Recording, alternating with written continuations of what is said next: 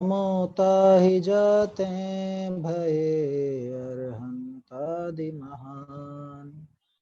करि मंगल करि हो महाग्रंथ करण को काज। जाते मिले समाज सब पावे निज राज। मोक्ष मार्ग प्रकाशक ग्रंथाधिराज के आधार पर अपनी चर्चा चल रही है। कल हमने 5वें अधिकार पर चर्चा की थी और 5वें अधिकार के संबंध में कुछ आवश्यक संशोधन और कुछ विशेष स्थल जो विचारणीय बातें हैं उन पर भी अपनी काफी विस्तार से चर्चा हुई।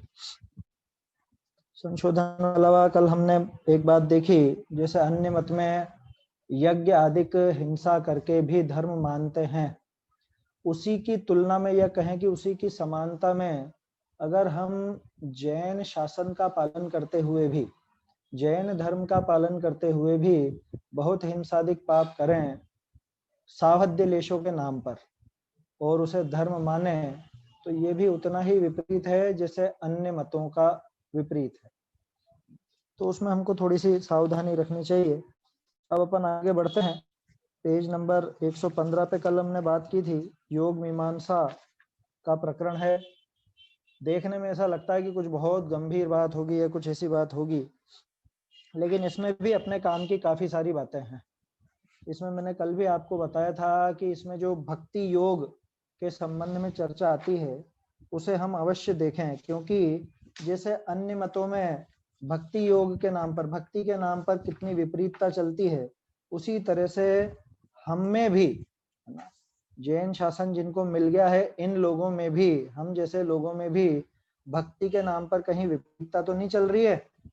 ये चीजें समझने के लिए हमें भक्ति योग देखना चाहिए। इसमें जो कुछ खास पैराग्राफ हैं देखने के, वो मैं आपको बताता हूँ।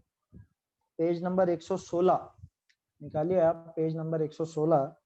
इसमें जो दूसरा पैराग्राफ, तथा कितने नाम ही जपते हैं, कितने लोग नाम ही जपते हैं। एक सेकंड, मैं इसको मूल से पढ़ूं, आपको थोड़ा आनंद आएगा उसमें। 139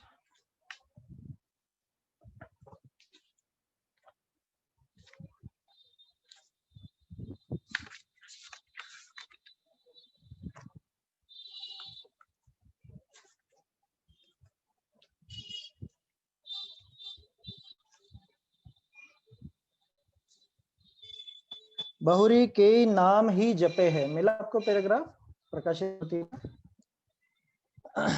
चलिए देखते हैं इसको।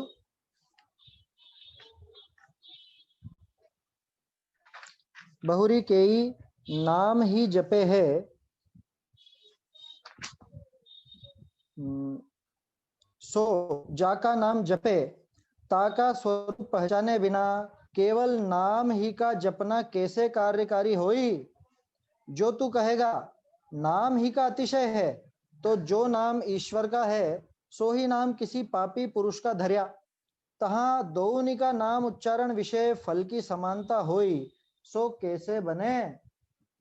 आते हैं स्वरूप का निर्णय करी, पीछे भक्ति करने योग्य होई, ताकि भक्ति करनी। ये मूल में पैराग्राफ है जो प्रकाशित प्रति में आपने देखा। तो इसमें क्या विशेष बात है, हम में ऐसी क्या गड़बड़ है? हम में नहीं है ऐसा।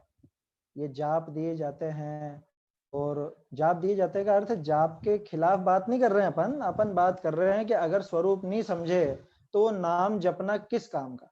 वो जो पाठ रखे जाते हैं, भक्तामर का पाठ, नमोकार मंत्र का पाठ, तरह तरह के अलग अलग स्तोत्रों का पाठ, अखंड भक्तामर पाठ होने लग गए हैं आजकल तो।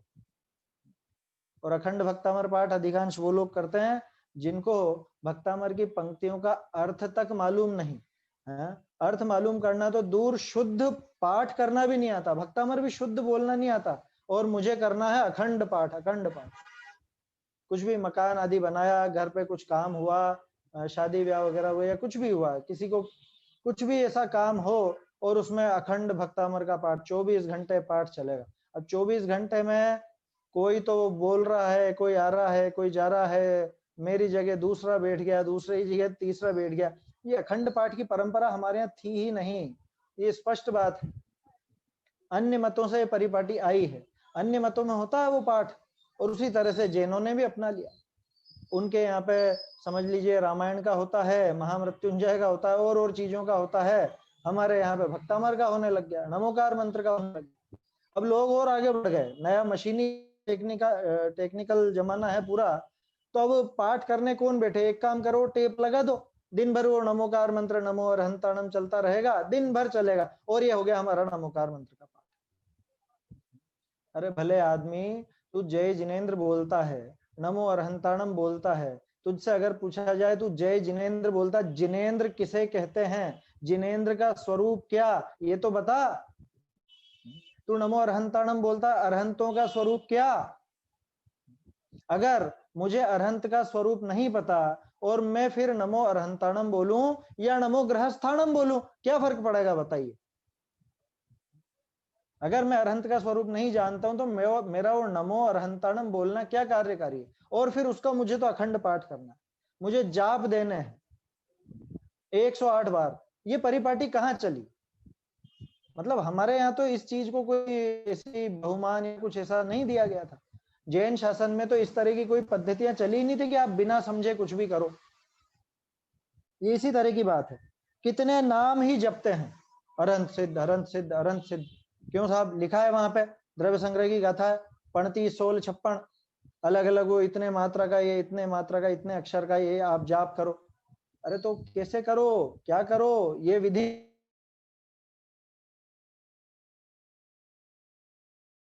स्वरूप ध्यान चलना है असल में उसके साथ साथ। वो स्वरूप ध्यान तो एक तरफ रह गया, इधर से कुछ भी आ रहा है, कोई भी कुछ पूछ रहा है तो इधर अनंत से और कुछ भी इशारे करे जा रहा है बाहर से, करना है, गर्दन हिला रहा है और इधर बोल जा रहा है अरहंत से। ये पाठ की स्थिति हो।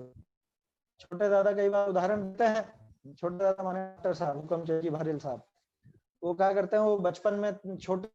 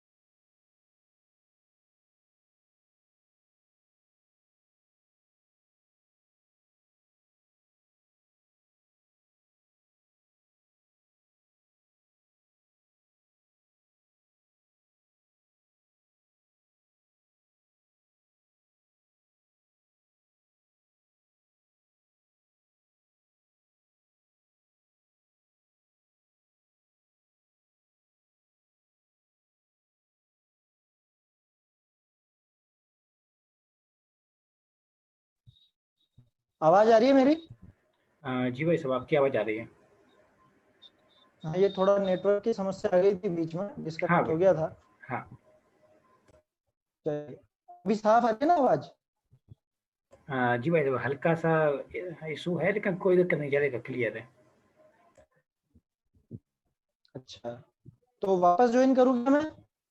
नहीं नहीं भाई साहब, वो नेटवर्क का ही इशू है, वो आप ज्वाइन भी करेंगे तो भी वो क्लियर नहीं होगा।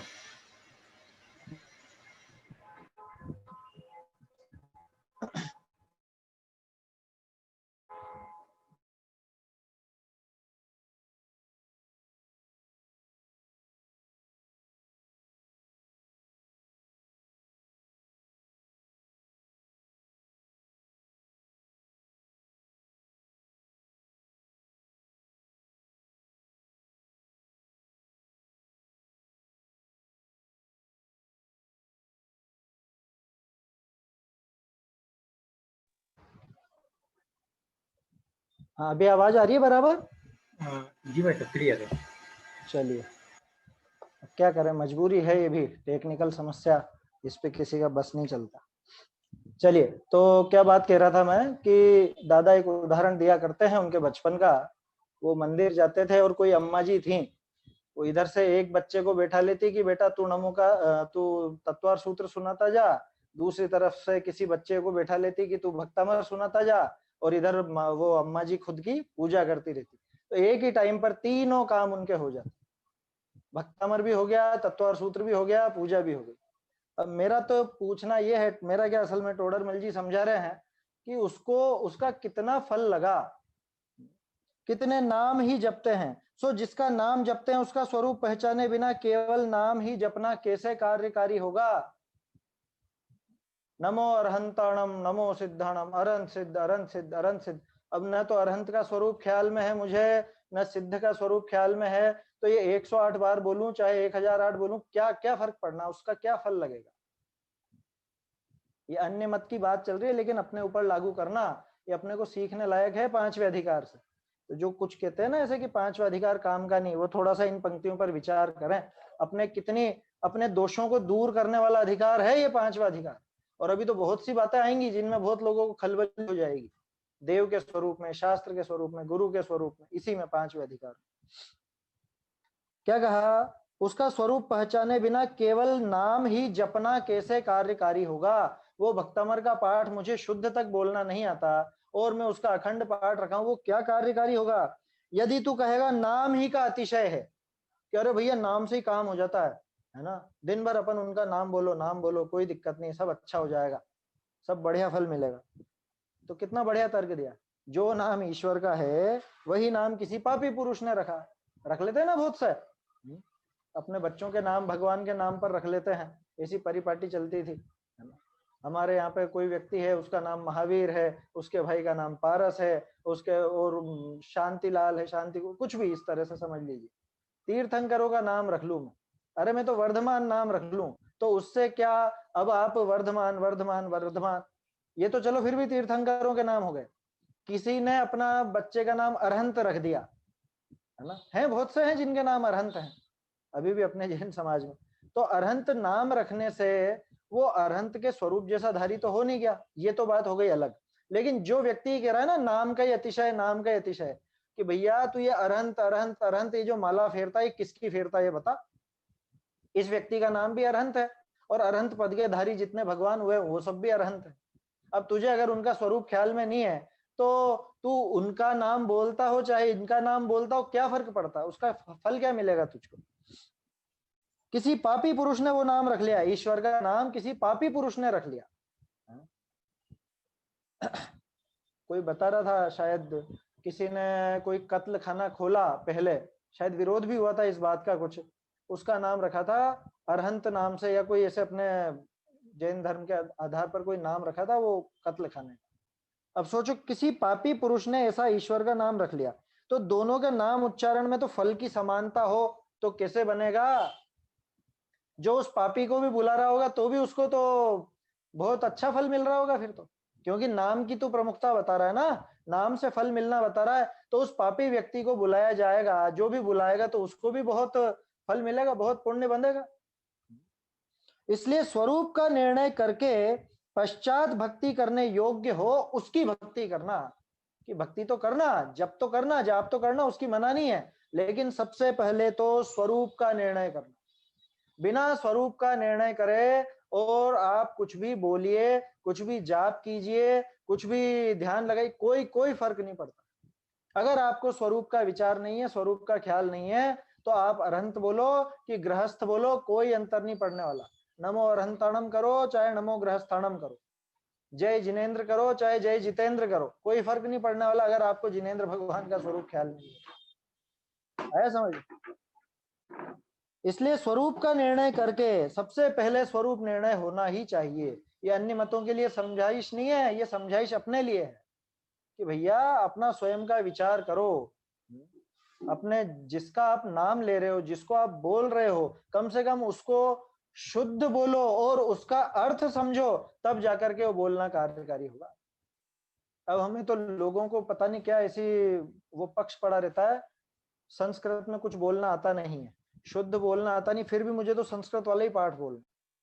अरे आपको संस्कृत नहीं आती समझ में, आप हिंदी का बोलो ना, क्या दिक्कत है। कि नहीं उसका फल विशेष है। हमने कितने ही लोगों के मुंह से सुन रखी है ये बात, क्या संस्कृत में वो जो पाठ है ना उसका फल विशेष है। कौन सा भक्तामर बोलना है, हिंदी वाला या संस्कृत वाला? कि नहीं, संस्कृत वाला। क्यों? कि संस्कृत वाले का विशेष फल मिलता है। अब पता नहीं कैसे मिल जाता है। कितने भोले जीव हैं, भोले का अर्थ बताया था ना कल भी। कितने भोले जीव हैं, समझ में आती नहीं है जरा सी बात कि वो संस्कृत में आप बोले जा रहे हो और उसका अर्थ आपको अगर ख्याल में नहीं है तो उसका फल क्या होगा। अगर आपको हिंदी समझ में आती है तो आप हिंदी में ही बोलें, अगर आपको संस्कृत समझ में आती है तो संस्कृत में बोलें। कहाँ मना है? ना संस्कृत पाठ की मना है, ना प्राकृत की, ना हिंदी की। भाषा से धर्म का कोई लेना देना ही नहीं है, भावों की मुख्यता है। और लेकिन हमने तो बना लिया कि नहीं नहीं संस्कृत का पाठ होना, चाहे मुझे शुद्ध बोलना तक नहीं आता हो, अर्थ तो दूर की बात है। ये स्थिति अपने भारत में प्रत्येक मंदिर में देखी जा रही है, प्रत्येक जैन मंदिर। सुबह सुबह जाओ आप मंदिर में, जिनको थोड़ा क्रियाकांड का रस होता है ना, वो लोग अनर्गल बोले जाते हैं, लेकिन उनसे पूछो भैया इस लाइन का अर्थ बताना, और ये लाइन शुद्ध बोल के बताना। चलो मान लो कदाचित शुद्ध बोलना सीख भी जाए, है ना, कोई शुद्ध पाठ सुन करके, आजकल क्योंकि उपलब्ध है ना सब ऑनलाइन, लेकिन उसका अर्थ जानने की कोशिश तक नहीं करते और उसका अर्थ तो बता ही नहीं पाते, तो वो पाठ बोलना किस तरह से कार्यकारी होगा? वो बिल्कुल भी काम का नहीं है। तो ये एक दुष्प्रवृत्ति है और इस पर रोक लगनी चाहिए। तो सबसे पहले अपने को स्वरूप का निर्णय करना, और फिर जो भक्ति करने योग्य हो उनकी भक्ति करना, जो भक्ति करने योग्य नहीं हो उनकी भक्ति करने से कोई लाभ नहीं। इसी से संबंधित एक पंक्ति पेज नंबर 121 पर भी है ना, पेज नंबर 121 पर जो नीचे से दूसरा पैराग्राफ है, ये जो नीचे वाला पैराग्राफ है ना, सोहम शब्द का अर्थ है।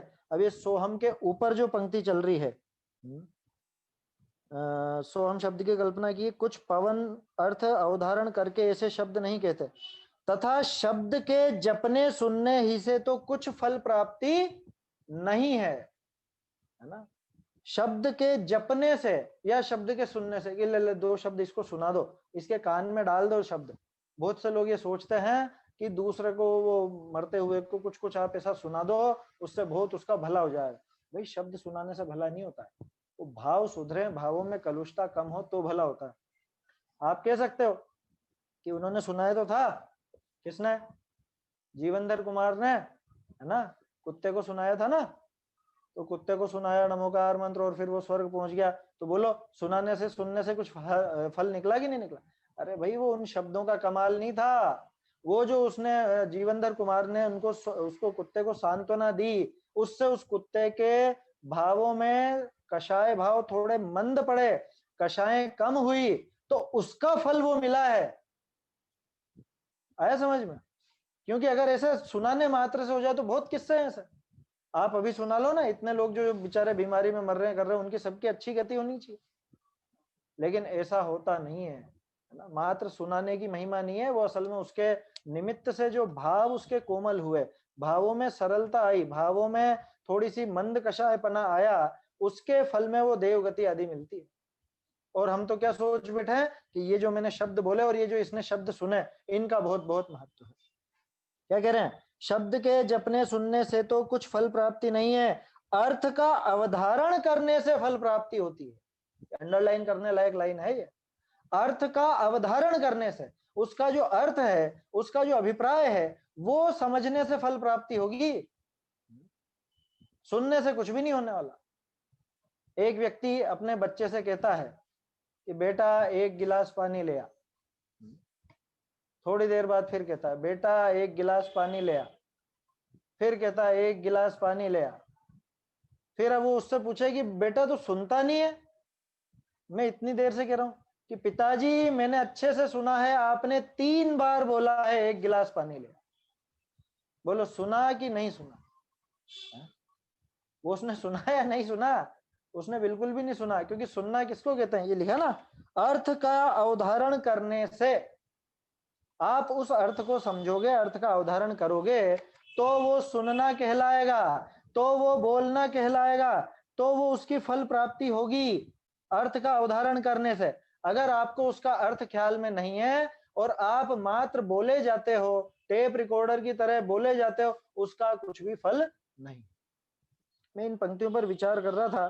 कल जो अपन ने प्रकरण देखा था धर्म के नाम पे होने वाली हिंसा का, है ना, देखो आप थोड़ी सी समानता, निश्चयाभासी जैसा विचार था उसमें, और यहाँ पे क्या है, ये व्यवहाराभासी जैसा विचार है।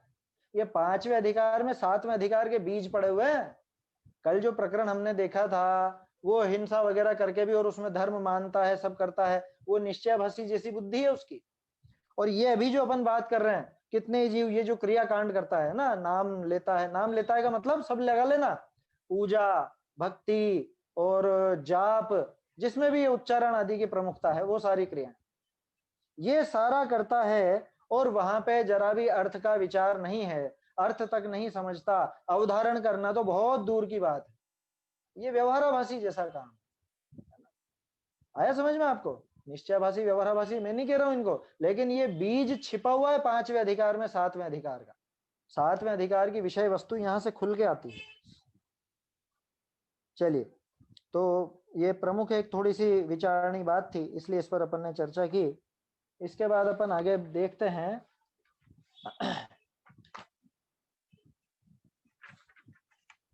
हाँ, इसी पेज पर 116 पे जो नीचे ही नीचे पंक्ति है, नीचे ही नीचे, जिनकी लोक में शास्त्र में अत्यंत निंदा पाई जाती है। लोक में शास्त्र में का क्या मतलब? लोक में तथा शास्त्र में, ऐसा है? आया समझ में? नहीं तो कोई सोचेगा कि शास्त्रों में जिसकी निंदा हो, लोक में तो नहीं हो रही निंदा है, हमें तो लोक में निंदा से मतलब कि नहीं, लोक में भी जिस कार्य की निंदा और शास्त्र में भी जिस कार्य की निंदा, उन कार्यों का वर्णन करके स्तुति करना तो हस्त चुगल जैसा कार्य हुआ। ये बात असल में उस प्रकरण में आई है। अन्य मत में जो स्तुति है ना, अन्य मत में स्तुति करता है और ऊट पटांग हरकतों से स्तुति करता है। क्या अब क्या कहें, वो कुछ पंक्तियां ऐसी लेंगे तो विवाद खड़ा हो सकता है कि वहां पे अब बहुत से भजन बना रखे ना अन्य मत वालों ने, कि वो गोपियां नहा रही थी, उनके कपड़े उठा के ले गए और वो चूड़ी बेचने आए और ऐसा करने आए हैं, और भोले भांग खाओगे कि दम लगाओगे, ये सब क्या है? ये स्तुति है? जिस कार्य की लोक में भी निंदा, जिस कार्य की शास्त्र में भी निंदा, ऐसे बहुत से भजन हैं अन्य मत के, और ऐसे ही अपने में भी बन चुके हैं। क्या अपने में भी फिल्मी धुनों के आधार पे या और पता नहीं ऊट पटांग हरकतें, ऊट पटांग भजन में बातें लिख दी गई, और उसको सोचते हैं हम तो भगवान की भक्ति कर रहे हैं, हम तो भगवान की स्तुति कर रहे हैं। ये पंच कल्याणकों में जो नाटक वगैरह होते हैं ना, ज्यादातर तो नेमिनाथ जी के होते हैं, तो नेमिनाथ जी और राजुल के ऐसे संवाद करा दिए जाते हैं। एक पंच कल्याणक में तो एक नाटक ऐसा हुआ, वहां पे फिल्मी गाने चला दिए गए। क्या अब वो राजुल सजरी संवर रही है और फिल्मी गाना चल रहा है, सजना है मुझे सजना के लिए, ये क्या है ये? और फिर उनसे पूछो कि हम तो धार्मिक कार्य कर रहे हैं, ये भगवान की भक्ति हो गई, ये भगवान की स्तुति हो गई इस तरह से? तुम तो ठहरे वीतरागी पार क्या लगाओगे, ये स्तुति कर रहा है, निंदा कर रहा है, क्या कर रहा है, समझ में ही नहीं आ रही बात। तो इन बातों पर थोड़ा सा विचार करना चाहिए हमको, क्या हम बोल रहे हैं, क्या उसका अर्थ है। उन शब्दों का अर्थ नहीं समझे, भाव नहीं समझे तो बिल्कुल व्यर्थ है, बिल्कुल व्यर्थ है ना। हवा में लठ चलाने जैसा है, कुछ हासिल नहीं होने वाला, खुद के आके लग जाएगा। देखो पेज 117 पर कुछ पंक्तियां और भी हैं। ये पूरे प्रकरण अपन नहीं पढ़ रहे हैं, आप लोग पढ़ें, इसमें धर्म परीक्षा जैसे तर्क हैं जो मैंने आपको बताया था। अन्य मत में जैसे ऐसी ऐसी स्तुतियां की गई, कहीं ऐसी गलती अपने में ना आ जाए, ये समझने के लिए जरूर पढ़ें। 5वां अधिकार काम का नहीं है, ये बात कह करके इसको छोड़ नहीं देना, बहुत काम की चीजें हैं इसमें। तो मैंने कल भी कहा था, आज भी कह रहा हूँ, ये भक्ति योग का तो अवश्य पढ़ना, क्योंकि भक्ति के नाम पे उठपटांग हरकतें अपने यहाँ पे खूब होती हैं। फिल्मी गानों पर नाचते हैं, फिल्मी गाने बना दिए जाते हैं, बोल दिए जाते हैं, और क्या कहें अब, खैर। चलिए, तथा स्तुति करते हुए, मिली ये पंक्ति 117 पेज पर, 1 2 तीसरा पैराग्राफ। तथा स्तुति करते हुए जिन गुणों का वर्णन करते हैं उस रूप ही परिणाम होते हैं, वह उन्हीं में अनुराग आता है। सो काम क्रोधादि कार्यों का वर्णन करते हुए आप भी काम क्रोधादि रूप होगा अथवा काम क्रोधादि में अनुरागी होगा, सो ऐसे भाव तो भले नहीं है। मूल तो अपने को ये 2 पंक्तियों पे शुरू की जो 2 पंक्ति उसी पे बात करनी है। स्तुति करते हुए जिन गुणों का वर्णन करते हैं, आपको पता है अपने यहाँ पे कर्तावाद की स्तुतियां क्यों नहीं पनपी ज्यादा? क्योंकि जैन दर्शन वीतरागता और अहिंसा का पोषण करने वाला है, और विद्वान लोगों ने समय समय पर ऐसी चीजों का बहिष्कार किया, विरोध किया। किन चीजों का? कि जिनमें कुछ ऐसे कर्तृत्व की बात है। जैसे अभी मैंने आपसे कहा ना, कुछ ऐसी फिल्मी गाने बन गए, ये बन गए, वो बन गए, ज्यादा समय नहीं होता है इनका, ज्यादा समय चलते नहीं है ये, कुछ समय बाद लोग बाग भूल जाते हैं। जिनको धर्म की रुचि होती है वो लोग तो ऐसी बातों पर ध्यान तक नहीं देते, और कदाचित कभी थोड़ा बहुत चल भी जाए तो कोई बात कहीं पर समझ में आती है तो धीरे धीरे धीरे धीरे वो समाप्त हो जाती है। हर एक रचना का एक काल होता है, उसकी एक आयु होती है, तो ऐसी चीजों की आयु ज्यादा होती नहीं है, फिर भी लोगों की रुचि तरह तरह की है। स्तुति करते हुए जिन गुणों का वर्णन करते हैं, अब मैं मेरी स्तुति में जिन गुणों का वर्णन करूंगा वैसे ही भाव मेरे बनेंगे। अभी जैसे मैंने आपको कहा वो फिल्मी गाने चल रहे हैं पंच कल्याणकों में या वो कार्यक्रमों में, तो भाव तो वैसे ही बनने हैं। अगर मैं दौलत राम जी की, दयानंद राय जी की, भूधर दास जी की, इनके कोई पद या इनकी स्तुतियां गाऊंगा तो जैसे उसमें भाव लिखे वैसे भाव बनेंगे, 100% बनेंगे। अब हमारी रुचि कहाँ है, इससे ये सिद्ध हो जाता है। अगर आपको वो बेसिर पैर की बातें पसंद आती है तो आपकी रुचि उन्हीं चीजों में, और अगर आपको वीतरागता के पोषण की, अहिंसा के पोषण की, सच्चे जैन शासन की बातें पसंद आती हैं तो आपको वैसी रचनाएं पसंद आएंगी। स्तुति करते हुए जिन गुणों का वर्णन करते हैं उस रूप ही परिणाम होते हैं और उन्हीं में अनुराग आता है। अगर मेरी स्तुति में, मतलब मैं जो स्तुति कर रहा हूं या मैं जो कथन कर रहा हूं उसमें कुछ ऐसे शब्दों का प्रयोग है तो निश्चित रूप से मेरे भाव वैसे बनेंगे ही बनेंगे। भक्तामर स्तोत्र में ये क्यों हुआ, वो भक्तामर के साथ ऐसी दुर्घटनाएं क्यों हुई? दुर्घटना माने उसके साथ तरह तरह के मंत्र तंत्र और ये सब क्यों जोड़ दिए गए? क्योंकि लोगों के दिमाग में वो आखिरी छंदों का प्रभाव बहुत आया। आखिर में जो 6-7 छंद है ना, है गाढ़म वृहन निगड़ कोटि निगृष्ट जंगा, है और वो रंगत तरंग शिखर स्थित यान पात्रा स्त्रासम विहाय भवत स्मरणात् व्रजंती, है कि जहाज अगर वहां डूब रहा हो तो वो बच के निकल जाता है, बहुत बहुत कुछ बीमारियां लगी हो वो ठीक हो जाता है, मर्त्या भवंती मकरध्वज तुल्य रूपा, कुरूप हो उसको ऐसा रूप मिल जाता है। ये आखिरी चीजों को पढ़ के उनपे ज्यादा जोर आता है लोगों को। उसके पहले जो इतनी सुंदर स्तुति लिखी गई है, भगवान के इतने सुंदर गुणों का वर्णन है, उन पर कोई विचार नहीं, कोई विचार नहीं, उन पर तो बात ही नहीं करेंगे। क्या आपके स्मरण से नाग भाग जाते हैं, आपके स्मरण से शेर का भय दूर हो जाता है, आपके स्मरण से हाथी का, आपके स्मरण से आग लगी हो तो उसका निवारण हो जाए, शत्रु राजा आ जाए तो उसका निवारण, मतलब यही चीजें बची क्या? वो आखिरी छंदों में थोड़ा सा वो वर्णन कर दिया तो उनपे इतना जोर, तो हमारी बुद्धि कहाँ जा रही है कि वो वीतरागी को भी अभी हम बिना राग द्वेष के नहीं पूज पा रहे हैं। वो वीतरागी की स्तुति करते हुए भी मन में राग द्वेष इतने इतने पनप रहे हैं, लौकिक विषयों की इच्छा है अभी भी। उसके पहले जो छंद हैं शुरू के, मतलब 36-37 छंद तक तो बिल्कुल भगवान की स्तुति है ना, प्योर, उन पे जोर नहीं जाएगा। आखिर के छंद वो अल्लाह बताओ क्या, अब तो डायबिटीज से निवारक वाला भी आ गया है और कैंसर से निवारण वाला भी उसका वो छंद आ गया है, सब पे कर दिया ना लोगों ने। 48 छंद 48 बीमारियों को दूर करने के, 48 तरह के। कुछ समय पहले सुना था कोई महिला है, कोई डॉक्टर, क्या पता वो भक्तामर से सब बीमारियां ठीक कर रही हैं, ऐसा कर रही हैं, वैसा कर रही हैं। कुछ समय पहले पता चला खुद को ही कैंसर हो गया है? सुना होगा आप लोगों ने। अरे भैया ये मिथ्यात्व को का पोषण क्यों? इतनी सुंदर स्तुति, इतना बढ़िया स्तोत्र, मैं तो कहता हूँ सबसे ज्यादा दुर्गति हुई है भक्तामर स्तोत्र की। लोगों ने जो वीतरागता की स्तुति करने का साधन था उसको अपने राग द्वेष विषय कषाय का पोषण बना लिया, उसको पोषक बना लिया। इतने सुंदर सुंदर जिसमें छंद थे, इतने बढ़िया वीतरागता के पोषण की बातें भी उसके अंदर हैं, लेकिन उन पे ध्यान नहीं जाता। हमारा तो ध्यान किस पे जाता है कि मेरी विपदा किससे दूर होगी, वो वाला छंद बताओ और उसके साथ का मंत्र भी बताओ, रिद्धि भी बताओ। हम लोग पांडुलिपियों पे काफी काम किया पहले, तो बहुत सारी पांडुलिपियां ऐसी देखने को मिली, भक्तामर स्तोत्र रिद्धि मंत्र यंत्र सहित। क्या हर एक छंद का अलग अलग यंत्र बना हुआ है, उसके मंत्र दिए हुए हैं, हैं? यंत्र मंत्र तंत्र सब कर लिए भक्तामर के नाम पे, लेकिन एक वीतरागता की स्तुति नहीं की, भगवान की जो समझ लो वीतरागता का पोषण उससे नहीं कर पाए। क्या विचित्रता है। चलिए, तो इस तरह से ये पेज 117 पर ये बात भी थी। इसके बाद अपन आगे बढ़ते हैं थोड़ा। अब आप आ जाइए पेज नंबर 120। इसमें संशोधन तो मात्र एक जरा सा है, लेकिन विचारणीय बात है बहुत ज्यादा। मैं इसको मूल में से ही पढ़ता हूँ क्योंकि बड़ा पैराग्राफ है ना, तो मूल पंक्ति आपको ख्याल में आएगी।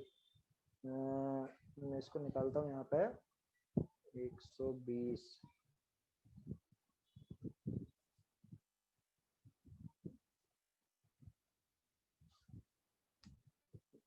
145।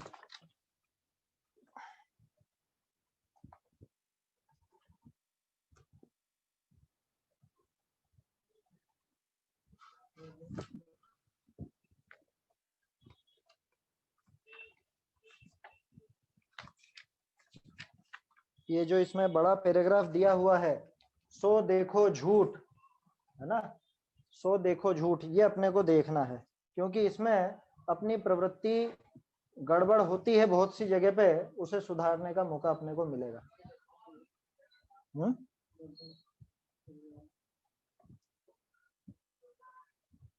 एक सेकेंड।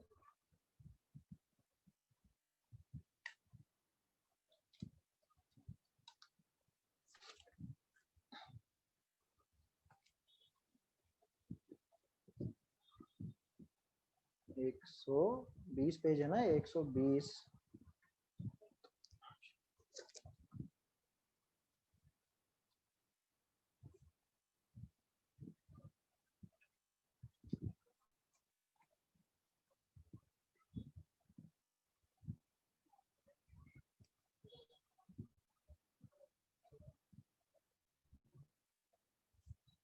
सो देखो झूठ आप जान जानकर प्रवर्तता है, उसे तो शरीर का धर्म बतलाता है।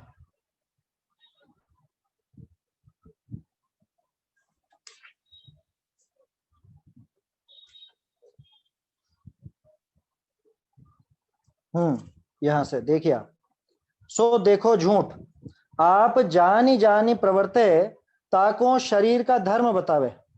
आप उद्यमी होई कार्य करे, ताको प्रालब्ध कहे। आप इच्छा करी सेवे, ताको ईश्वर की इच्छा बतावे। विकल्प करे और कहे हमको तो विकल्प न करना, सो धर्म का आश्रय ले विषय कषाय सेवने, ताते ऐसी झूठी युक्ति बनावे है।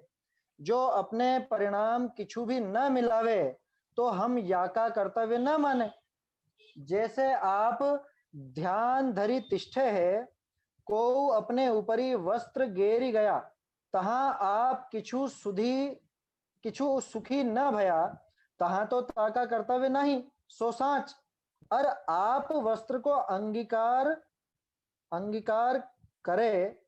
अंगीकार करी अपने शीतादिक वेदना मिटाई सुखी होई, तहां जो अपना कर्तव्य माने नहीं, सो कैसे संभवे। बहुरी कुशील सेवना, अभक्ष भखना इत्यादि कार्य तो परिणाम मिले बिना होते ही नहीं, तहां अपना कर्तव्य कैसे न मानिए। ताते जो काम क्रोधादि का अभाव ही भया होई, तो तहां किसी क्रियानि विषय प्रवृत्ति संभवे ही नहीं। और जो काम क्रोधादि पाइये है, तो जैसे ए भाव थोड़े होई, तैसे प्रवृत्ति करनी। स्वच्छंद होई इनको बधावना युक्त नहीं। इससे अपना क्या लेना देना? इससे लेना देना यह है कि जो जीव स्वच्छंदी हो जाते हैं ना, स्वच्छंदी होकर के कुछ भी क्रिया करके और स्वयं को धर्मात्मा सिद्ध करते हैं, अपनी क्रियाओं को उचित ठहराते हैं, उसके लिए यह पैराग्राफ बहुत काम का है। दूसरों की तो क्या बात करें, अपन तो अपने ऊपर ही लगाएं। अपनी कोई क्रिया ऐसी हो और फिर मैं मेरी उस क्रिया को बिल्कुल सही सिद्ध करना चाहूं, तरह तरह के तर्क वितर्क करूं। क्या बताते हैं? आप जान जानकर प्रवर्तता, ये असल में ना निश्चयाभासी जैसी बात है। स्वच्छंदी जैसी बात है, क्योंकि धर्म के नाम पे आजकल बहुत से धार्मिक नेता हैं जो स्वच्छंदता से प्रवर्तित हैं और अपनी सारी क्रियाओं को उचित ठहराते हैं, है ना। कैसे भी वेशधारी हो, गृहस्थ हो या मुनि हो, कोई भी हो, लेकिन अगर इस तरह की प्रवृत्ति है तो वो उचित नहीं है, उन पर विचार करना चाहिए। क्या कह रहे हैं? सो देखो झूठ आप जान जानकर प्रवर्तता है, उसे तो शरीर का धर्म बतलाता है। क्या कर रहे हैं? तो शरीर की प्रवृत्ति, शरीर की, हम नहीं कर रहे हैं इसमें, ये तो शरीर की प्रवृत्ति है, ये तो हो गया, ये शरीर का ही काम है, इसमें हम क्या कर सकते हैं? क्या हो गया कि समझ लो गर्मी लग रही है, गर्मी लग रही है और मैं एसी कूलर पंखा आदि चला रहा हूं, तो ये तो शरीर का काम है, अब इसमें हम क्या कर सकते हैं? ये तो हो रहा है, हमारे भाव नहीं है इसमें, हमारे भाव नहीं। आप जान जानकर प्रवर्तता है, उसे तो शरीर का धर्म बतलाता है। जानबूझ करके बिना देखे, जानबूझकर माने बिना देखे चल रहा है, गमन कर रहा है, नीचे नहीं देख रहा है, और चींटी आदि आ रहे हैं, मर रहे हैं, और उसमें क्या कह रहा है? अभी तो शरीर की क्रिया है, इससे आत्मा का क्या लेना देना? या शरीर के माध्यम से बहुत से जीवों का घात हो जाए तो हो जाए, उसमें हमारे भाव तो है नहीं। कुछ भी उटपटांग तर्क वहां बनाता। स्वयं उद्यमी होकर कार्य करता, उसे प्रारब्ध कहता है। प्रारब्ध माने भाग्य, कह रहे ये तो ऐसा ही होना था, अपने पाप को ढकने के लिए प्रारब्ध का बहाना बनाता है, भाग्य नाम देता है उसे। और आप इच्छा से सेवन करें, उसे ईश्वर की इच्छा बतलाता है।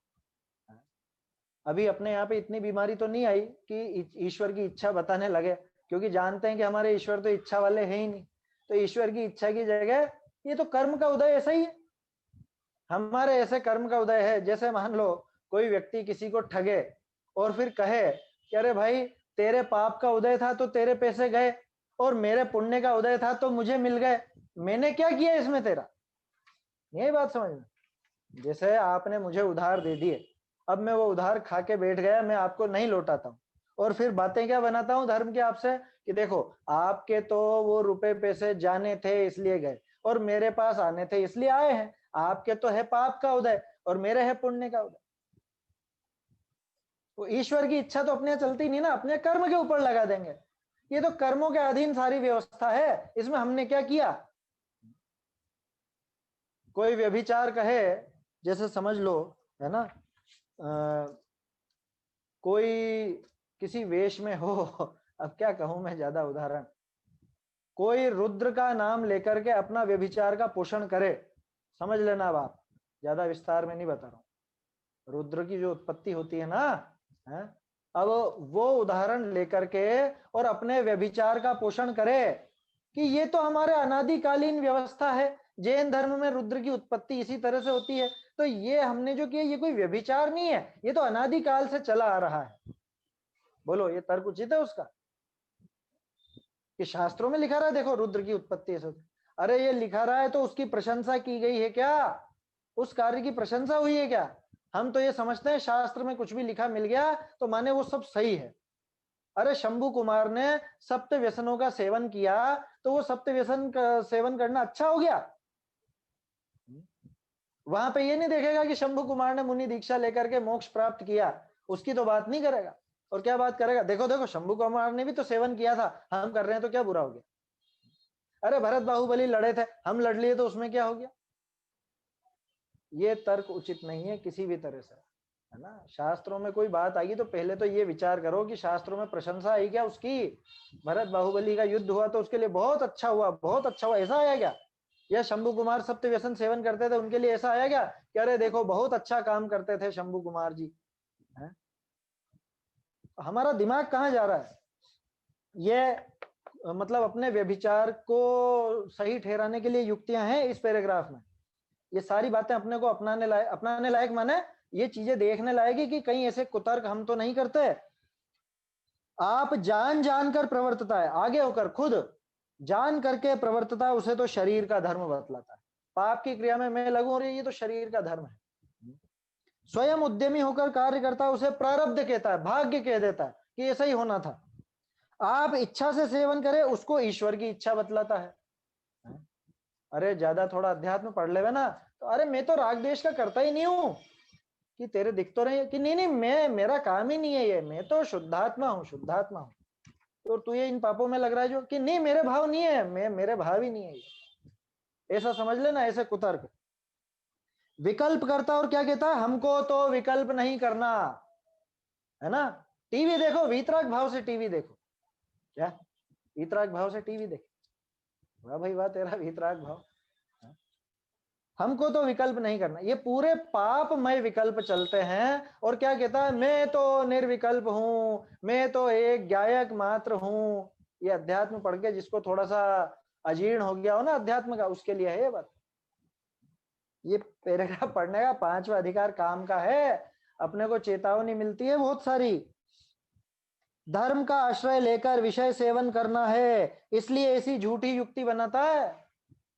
नाम लेगा धर्म का, क्या एक काम करो, यहाँ मंदिर में पंखे लगवा दो। ये स्वाध्याय में क्या नींद आती है, थोड़ी सी गर्मी बहुत लगती है, इसलिए हम नहीं आ पाते हैं, आप पंखे लगवा दीजिए तो हम आने लग जाएंगे। नहीं ऐसे लोग, बहुत लोग हैं इस तरह के, बहुत लोग हैं हमारे यहाँ पे स्वाध्याय हॉल में, और जहाँ हम जिनालय में स्वाध्याय करते हैं वहां भी पंखे वगैरह नहीं है, बहुत सी जगह नहीं है। बड़नगर चले जाइए आप, वहां पे नहीं है। इंदौर में जो अपना स्वाध्याय भवन है पलासिया में, वहां चले जाइए, चाहे साधना नगर का मंदिर चले जाइए। मैं तो ज्यादा जगह नहीं घुमा हूं, लेकिन फिर भी जहां जहां देखा है वो तो ध्यान है, नहीं है पंखे। और आलसी प्रमादी लोग क्या कहते हैं, गर्मी बहुत लगती है, कि ठीक है भैया तू गर्मी के मौसम में मत आ, सर्दी में आ जा, बारिश में आ जा। ये बारिश में तो बारिश हो रही है कैसा है, और सर्दी में ठंड लगने लग जाती है इसको। तो जिसको बहाना बनाना है वो तो हमेशा बहाने ही बनाएगा, झूठी युक्ति बनाता है। धर्म का आश्रय लेकर विषय कषाय का सेवन करना हम नहीं करते। हमारे मंदिरों को बहुत 5 स्टार बना दिया ना आजकल, बहुत सी जगह ऐसे ऐसे ऐसी शोभा करेंगे, ऐसी शोभा करेंगे। अब वो भगवान की वीतरागता तो रह गई एक तरफ, और दूसरे लोग आकर के देखें और क्या कहें, बहुत गजब का बहुत सुंदर मंदिर बनाया, बस तो हमारा बनाना वो सफल हो गया। अरे भैया भगवान का मंदिर है, भगवान को देखने के लिए वो प्रतिमा विराजमान की गई है, उसमें उसी की मुख्यता होनी चाहिए, दूसरी जगह कुछ और चीज तो होनी ही नहीं चाहिए। और हमारी तो पद्धति क्या है, भगवान पे कुछ नहीं कर सकते तो आसपास सब कुछ करें। एक उदाहरण देता हूं आपको, नागपुर में अभी नया मंदिर बना है एम्प्रेस सिटी में, एक बार अगर कभी वहां जाना हो तो अवश्य दर्शन कीजिए। बहुत बिल्कुल उन्होंने कुछ भी नहीं किया, एकदम सफेद, पीछे बिल्कुल सफेद, है ना। विपिन जी भाई साहब है नागपुर वाले, उन्होंने बनवाया वो मंदिर अपनी देख रेख में पूरा। मुझे बहुत प्रसन्नता हुई वो देख के, क्योंकि आज जहाँ पे लोग बाग राग रंग की चीजें और वो लाइटें वगैरह बहुत बहुत कर देते हैं, उन्होंने कुछ नहीं, बिल्कुल सिंपल। भगवान के पीछे आपको कुछ भी नहीं मिलेगा, एक चित्र तक नहीं मिलेगा, स्तुति लिखी हुई मिल जाएगी, ताकि अगर आपको नहीं आती हो तो स्तुति बोल लो बस। और भगवान के पीछे बिल्कुल झक सफेद, एकदम सफेद सफेद, कुछ नहीं। देखो ना, भगवान को देखना है भगवान को देखो आराम से। लेकिन हम तो मंदिर में भी एसी लगवाएंगे, मंदिर में भी पंखा कूलर इत्यादि ये सब हिंसा के साधन लगवाएंगे। क्या ये सब काहे के साधन है, भक्ति के, पूजा के, स्वाध्याय के, किसके साधन है ये, क्या लिखा है? धर्म का आश्रय लेकर विषय कषाय सेवन करना है खुद को, ये तो विषय कषाय के साधन है ना। है? जितने भी हिंसक साधन है, इनसे आपका ना पूजा का लेना देना है, ना भक्ति का, ना स्वाध्याय का, किसी का भी नहीं। इनका सिर्फ और सिर्फ विषय कषाय के पोषण से लेना देना, विषय कषाय सेवन करना है, इसलिए ऐसी झूठी युक्ति बनाता है। यदि अपने परिणाम किंचित भी न मिलाए तो हम इसका कर्तव्य न माने। इसके परिणाम अगर नहीं होते हो उस क्रिया में, उस वस्तु में या उस क्रिया में इसके जरा भी परिणाम न लगते हो, तब तो अपन कहें कि हाँ भाई इसकी क्रिया नहीं है, ये नहीं है उसमें दोषी, तब तो हम ये समझें कि इसका कर्तव्य नहीं है।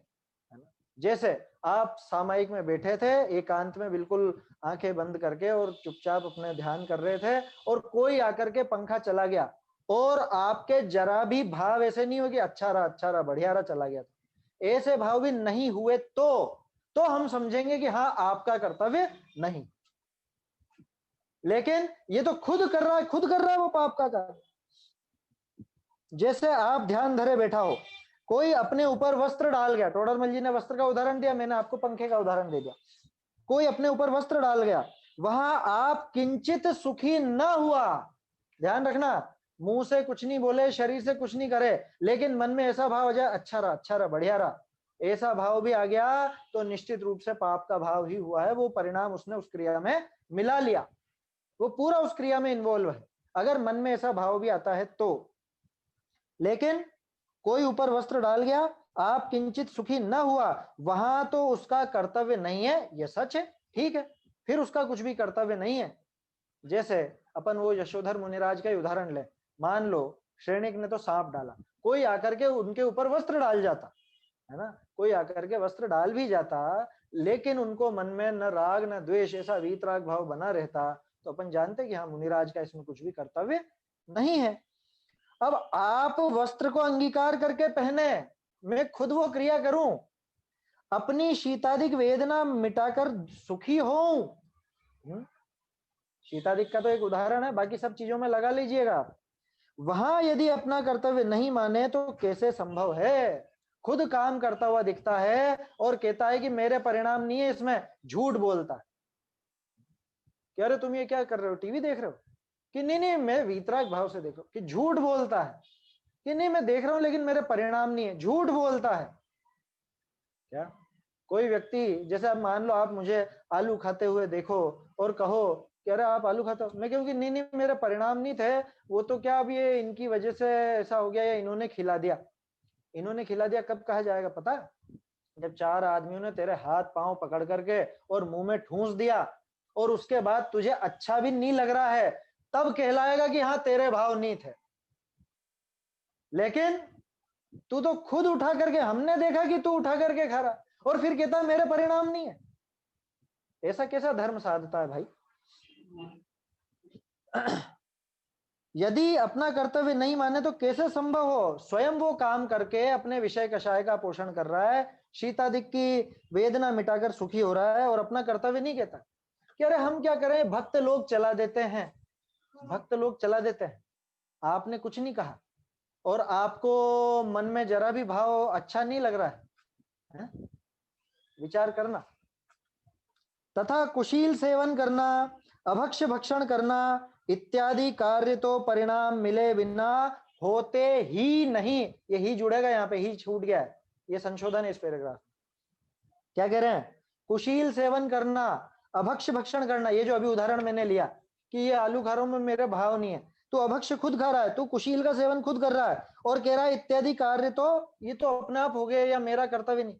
भैया ऐसे कार्य बिना परिणाम मिले नहीं होते। वहां अपना कर्तव्य कैसे न माने, तेरा ही अपराध है, तू ही दोषी है। आया समझ में?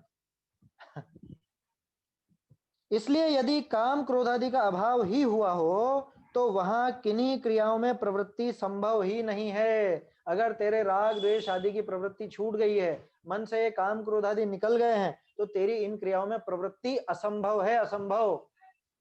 वो मुनिराज वस्त्रधारी असंभव हैं। क्यों असंभव है? कि कोई उनको पहना जाए तो, कह रहे पहना जाए तो वो वहां से हिलेंगे तक नहीं, उपसर्ग मानकर वहीं बैठे रहेंगे। कोई उनको पहना जाए और कुछ करे तो नहीं, लेकिन मन में ऐसा लगे हाँ चलो बढ़िया रहा, सर्दी बहुत थी, थोड़ा सा आराम हो गया, ऐसा माने तो भी उनकी पूरी की पूरी उस प्रवृत्ति में अनुमोदन है, पूरा का पूरा उस प्रवृत्ति में परिणाम शामिल है। वो झूठ बोलता है अगर ये कहे कि नहीं नहीं मेरे परिणाम नहीं है बिल्कुल। यशोधर मुनिराज जैसा हो, गजकुमार मुनिराज जैसा हो, वैसी प्रवृत्ति नजर आए तो हम कहेंगे कि हाँ ये इनके परिणाम नहीं थे, ये तो सामने वाले ने ऐसा कर दिया। यदि काम क्रोध आदि पाए जाते हैं तो जिस प्रकार ये भाव हो, एक सेकंड, काम क्रोध आदि पाए जाते हैं तो जिस प्रकार यह भाव थोड़े हो तदनुसार प्रवृत्ति करना। क्या मतलब? कि थोड़े बहुत हो जावे ऐसी प्रवृत्ति करना? अरे थोड़े माने कम, कि जिस प्रकार ये भाव कम होते जाएं, इनमें मंदता आती जाए, समाप्त होते जाएं, ऐसी प्रवृत्ति करना, ये अर्थ है थोड़े होगा। अब कोई हम सीधे सीधे पढ़े तो ऐसा लगेगा जिस प्रकार ये भाव थोड़े हों तद अनुसार प्रवृत्ति करना, माने थोड़े बहुत ये भाव बने, थोड़े बहुत भाव बने ना, ऐसा नहीं है। ये भाव थोड़े हो जाएं, कम हो जाएं, ऐसी प्रवृत्ति करना, जैसे कैसे भी करके ये इनमें प्रवृत्ति रुके, ऐसी प्रवृत्ति करना। स्वच्छंद होकर इनको बढ़ाना युक्त नहीं है। किसी भी तरह से इन प्रवृत्ति को, विषय कषाय की प्रवृत्ति को, राग द्वेष की प्रवृत्ति को बढ़ाना युक्त नहीं है। और वो तो युक्त है ही नहीं, ऊपर से इसको धर्म का नाम दे देना वो तो महा अनुचित है, महा अनुचित, महा अयुक्त है। तो पांचवा अधिकार बहुत काम का है, अपने को बार बार चेतावनी। इसमें अन्य मत की क्या आई बात बताओ? अपन ने जो बात की ये अपने ऊपर ही तो लगा के की ना, तो हम इसमें से निकाल सकते हैं बात, हमें निकालनी आनी चाहिए। ये जिन पे अपन चर्चा कर रहे हैं, चाहे तो आप इन पे निशान लगाते जाएं, ताकि आपको अगर कभी पांचवें अधिकार के संबंध में ऐसा मन आवे कि अरे ये बहुत लंबा भी है, अन्य मत का भी है, तो कम से कम जो जो चर्चा अपन कर रहे हैं ये प्रकरण तो आप पढ़े ही सही, इनसे तो हम में सुधार होता ही है ना। तो समय हो गया है, आज अपन ने चर्चा जो की, एक तो भक्ति तप, भक्ति जाप पूजा इत्यादि के संबंध में, उस पर भी ध्यान रखें। बिना भावों के, बिना अर्थ समझे उस नाम लेने का, उस पूजा का, उस भक्ति का, उस संस्कृत के पाठ का, है अखंड पाठ का कोई महत्व नहीं है ना। दूसरी बात कि ऐसी क्रियाएं करे और उसमें फिर धर्म का नाम ले, ये बिल्कुल उचित नहीं। और भी जो विशेष चर्चाएं हैं और संशोधन है उनके संबंध में चर्चा अपन कल करें। निज निधि निज में बताई यह अनंत उपकार है, इसके लिए जिन वाणी माँ को वंदना शत बार है, वंदना शत बार है।